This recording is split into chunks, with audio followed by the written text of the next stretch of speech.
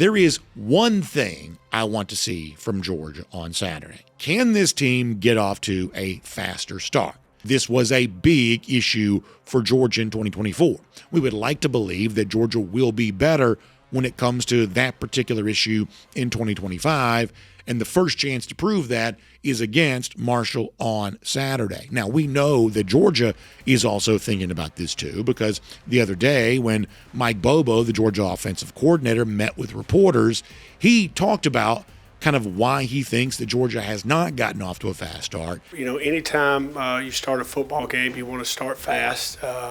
We always talk about start fast at the beginning of each half. And the last end in the half as well.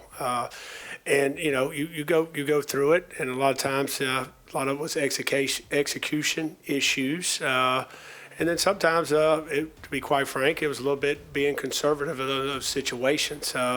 And then the other side of it, the teams we played were pretty good on defense and, stopped us early in games. But that's been a big point of emphasis of ours. There's several of them, but starting fast is one of them. And if we want to define exactly what a fast start would be for Georgia on Saturday, we could look this up. Our friends at FanDuel, I saw them this morning, they make Georgia a 9.5-point favorite in the first quarter.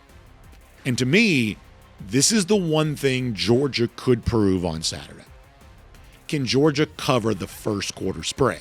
If you want to be up 10 points in the first quarter at least, or 14 points, you better not only score on the 2 times you touch it, you better pretty quickly limit your opposition's drive as well, which is another reason why this first quarter spread on Saturday for me is so interesting. So it's a overmatched opponent, we believe, in Marshall coming in on Saturday.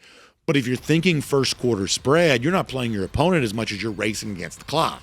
Can you score twice? Can you stop them 3 and out? Something along those lines. If you can, all of a sudden now this is Georgia doing what it really hasn't done a lot over the course of the last couple of years.